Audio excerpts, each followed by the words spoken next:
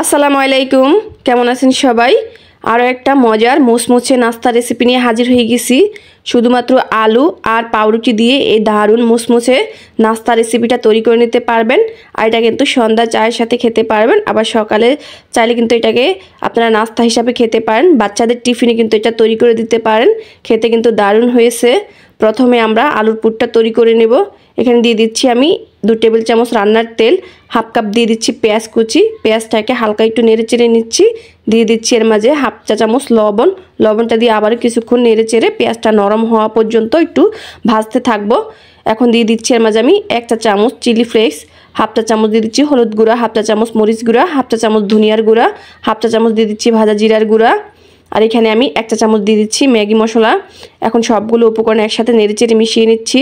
বন্ধুরা, এখানে আমি কোনো রকমের আদা রসুন বাটা ব্যবহার করব না, তবে আপনারা চাইলে কিন্তু এখানে আদা রসুন বাটা ব্যবহার করতে পারেন। এখন দিয়ে দিচ্ছি সামান্য একটু পানি, যাতে মশলাটা পুড়ে না যায়। এখন পানিটা খুব ভালো করে নেড়েচেড়ে মশলাটা কষিয়ে নিচ্ছি। এখানে আমার মশলাটা খুব সুন্দর করে কষানো হয়ে গেছে। এখানে আমি 1 কাপ আলু একটু ভেঙে ভেঙে নিয়েছি, এই আলুগুলো দিয়ে দিচ্ছি। এখন আলুগুলোকে আমি মশলার সাথে খুব ভালো করে নেড়েচেড়ে মিশিয়ে নিব। এখন আমি এর মাঝে দিয়ে দিব কাঁচামরিচ কুচি, এটা করে খুব সুন্দর একটা ফ্লেভার বের হবে, তবে ঝালটা আপনারা বুঝে শুনে ব্যবহার করবেন। দিয়ে দিচ্ছি কিছু ধনিয়া পাতা কুচি। এখন আবারও আলুর সাথে খুব ভালো করে নেড়েচেড়ে মিশিয়ে নিচ্ছি। এইভাবে পুর তৈরি করলেও কিন্তু খেতে খুবই ভালো হয়। এখানে কিন্তু আমার পুরটা তৈরি করা হয়ে গেছে। এখন একটা সাইডে নামিয়ে রেখে আমি পুরটাকে ঠান্ডা করে নেব। এখানে একটা মিশ্রণ তৈরি করে নিয়ে নিচ্ছি হাফ কাপ ময়দা, 2 টেবিল চামচ দিয়ে দিচ্ছি কর্নফ্লাওয়ার, স্বাদ অনুযায়ী দিয়ে দিচ্ছি লবণ, হাফ চা চামচ হলুদের গুঁড়া, হাফ চা চামচ দিয়ে দিচ্ছি মরিচের গুঁড়া, 2 টেবিল চামচ দিয়েছি সাদা তিল, দিয়ে দিচ্ছি কিছুটা ধনিয়া পাতা। এখন অল্প অল্প পানি দিব আর একটা ব্যাটার গুলিয়ে নিব। এই যে দেখুন, এখানে কিন্তু আমি মসৃণ একটা ব্যাটার তৈরি করে নিয়েছি। আমাদের ব্যাটারটা কিন্তু তৈরি করা হয়ে গেছে। এখন একটা সাইডে রেখে দিচ্ছি। আর এখানে নিয়েছি আমি পাউরুটি। এখন আমরা যে পুরটা তৈরি করে রেখেছি সেই পুরটা দিয়ে দিচ্ছি খুব সুন্দর করে, কিন্তু প্রত্যেকটা সাইডে কিন্তু আলুর পুরটা লাগিয়ে নিয়েছি। এই নাস্তা তৈরি করাটা কিন্তু খুবই সহজ আর খুব কম সময় ঝটপট কিন্তু এই নাস্তাটা তৈরি করে নেওয়া যায়। এই যে দেখুন, আমি কিন্তু সম্পূর্ণ পাউরুটির উপরে আলুর পুরটা খুব সুন্দর করে বসিয়ে নিয়েছি। এখন একটা চাকুর সাহায্যে আমি পিস করে নিচ্ছি। এখানে আমি 4টা পিস করেছি, আপনারা চাইলে আর একটু কম বা বেশি করে নিতে পারেন। আর এইভাবে করে কিন্তু এখানে আমি কয়েকটা পাউরুটির পিস করে নিয়েছি। এই যে দেখুন, আমি সবগুলো কেটে নিয়েছি। এখন আমরা যে মিশ্রণটা তৈরি করেছি সেই মিশ্রণটা নিয়ে নিচ্ছি আর একটা করে পাউরুটির পিস নিচ্ছি, নিয়ে তারপরে আমি মিশ্রণটার মধ্যে গড়িয়ে নিচ্ছি।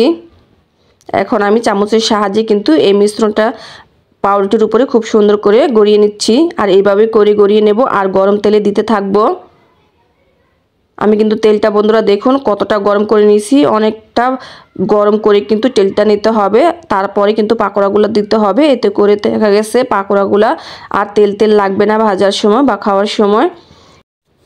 কয়েক মিনিট পর আমি পাকোড়াগুলোকে উল্টে নিচ্ছি আর এইভাবে অনবরত নেড়ে চেড়ে পাকোড়াগুলোকে আমি ভেজে নেব 5 থেকে 6 মিনিটের মতো। বন্ধুরা, এখন পর্যন্ত যারা ভিডিওতে লাইক দিতে ভুলে গেছেন প্লিজ একটা লাইক দিয়ে দিবেন। যারা আমার চ্যানেলে নতুন এসেছেন প্লিজ আমার চ্যানেলটাকে সাবস্ক্রাইব করে নেবেন। আর যারা আমার চ্যানেলটাকে অলরেডি সাবস্ক্রাইব করে দিয়েছেন তাদেরকে অসংখ্য ধন্যবাদ জানাচ্ছি। এই যে দেখুন, কথা বলতে বলতে কিন্তু এখানে আমি পাকোড়াগুলো ভেজে নিয়েছি। আর দেখুন মাশাআল্লাহ, পাকোড়াগুলো কিন্তু দেখতে কত সুন্দর হয়েছে আর কতটা মুচমুচে হয়েছে দেখি নিশ্চয়ই বোঝা যাচ্ছে। এভাবে করে সবগুলো পাকোড়া ভেজে নিয়েছি। দেখুন পাকোড়াগুলো কত সুন্দর হয়েছে। অবশ্যই বাসায় একবার বানাবেন, দেখবেন সবাই অনেক বেশি পছন্দ করবে। আর এই পাকোড়াটা কিন্তু অনেকটা মুচমুচে হয়েছে, অনেকক্ষণ পর্যন্ত কিন্তু মুচমুচে থাকে আর খেতে অনেক বেশি মজা। আর দেখুন, এটা দেখেই বোঝা যাচ্ছে কতটা মুচমুচে হয়েছে আর ভিতরটা কতটা সুন্দর হয়েছে। এইভাবে একবার বাসায় তৈরি করে দেখবেন বন্ধুরা। আমি আবারও বলছি, ভিডিওটা ভালো লাগলে লাইক কমেন্ট শেয়ার করবেন আর আমার চ্যানেলটাকে সাবস্ক্রাইব করে চ্যানেলের সাথেই থাকবেন। আজকের মতো এখানে বিদায় নিচ্ছি, আবার দেখা হবে নতুন কোনো ভিডিও নিয়ে। সেই পর্যন্ত সবাই ভালো থাকবেন। আল্লাহ হাফেজ।